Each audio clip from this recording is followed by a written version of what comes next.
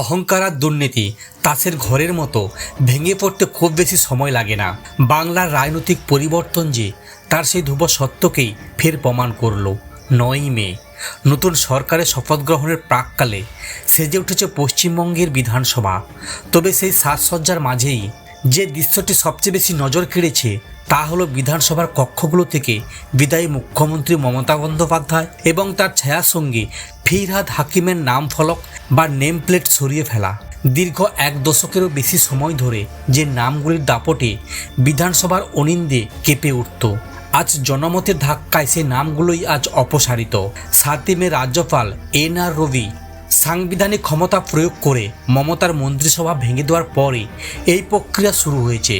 বিধানসভা সূত্রে খবর, শুধু মমতা বা ফিরহাদ নন, বিদায়ী মুখ্য সচেতক নির্মল ঘোষ সহ একাধিক নেতার কক্ষ এখন নামহীন।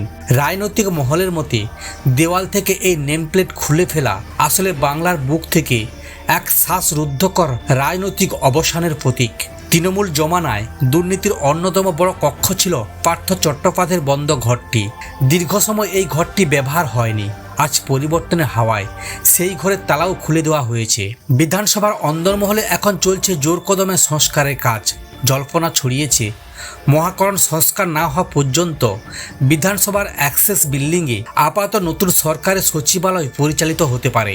বিজেপির বিপুল জয়ের পর এই পরিবর্তন নিছকই প্রশাসনিক নয়, বরং নৈতিক। জনতা যে দুর্নীতির পাহাড় দেখেছে তারই বিচার হয়েছে ব্যালট বক্সে। আইনি পদ্ধতি মেনেই রাজ্যপাল বিধানসভা ভেঙে দিয়েছে এবং সেই সাংবিধানিক নিয়ম মেনেই পুরনো সরকারের অস্তিত্ব মুছে ফেলা হচ্ছে। সমালোচকদের মতে তৃণমূলের বিদায়বেলায় এই নেমপ্লেট সরে যাওয়া আসলে উদ্ধত রাজনীতির পতন এবং সোনার বাংলা গড়ার প্রথম পদক্ষেপ। কালীঘাটের দাপট আজ ফিকে। বিধানসভার দেওয়ালে এখন নতুন নামের অপেক্ষা। সেখানে ঠাঁই হবে জনগণের সেবকদের, কোনো পরিবারের পরিষদের নয়। যখন এক নতুন সূর্যোদয় দেখাবে রাজ্য, সেই সময় প্রথম ভাষণেই হবু মুখ্যমন্ত্রী স্পষ্ট করে দিলেন তার সরকারের প্রথম ও প্রধান লক্ষ্য হবে বিগত জমানায় অমীমাংসিত এবং বিতর্কিত ফাইলগুলি পুনরায় খোলা। এদিন স্বভাবসিন্ধ ভঙ্গিতেই শুভেন্দু হুঙ্কার দিয়ে বলেন, আরজিকর থেকে সন্দেশখালী সব ফাইল আমি খুলব, কোনো দুর্নীতি তদন্তই ধামাচাপা পড়ে থাকবে না।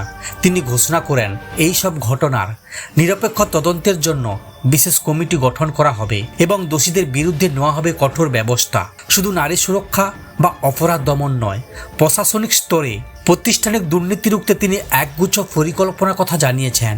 শুভেন্দুর কথায়, যারা সরকারি অর্থ নয়ছয় করেছেন বা প্রাতিষ্ঠানিক দুর্নীতিতে যুক্ত ছিলেন তাদের বিরুদ্ধে একজন অবসরপ্রাপ্ত বিচারপতিকে দিয়ে কমিশন বসানো হবে, কেউ ছাড় পাবে না। এদিন হবু মুখ্যমন্ত্রীর ভাষণে বারবার ফিরে এসেছে লড়াই এবং শহীদের কথা।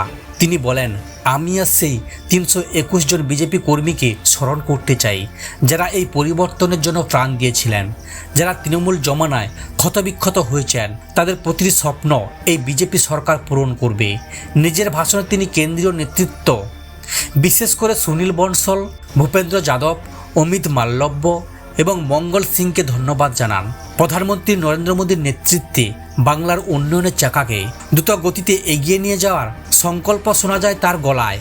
শুভেন্দু অধিকারী এই আমি নয় আমরা নীতি এবং প্রথম দিন থেকেই দুর্নীতির বিরুদ্ধে এই কড়া অবস্থান রাজনৈতিকভাবে অন্তত গুরুত্বপূর্ণ বলে মনে করছেন ওয়াকিবহল মহল। বিশেষ করে আরজিকর বা সন্দেশখালীর মতো বিষয়গুলি সাধারণ মানুষের মধ্যে যে আবেগ ও ক্ষোভ রয়েছে সেটিকে প্রথম দিন থেকে গুরুত্ব দিচ্ছেন শুভেন্দু। তার সরকার হবে প্রকৃত অর্থে ভরসার সরকার।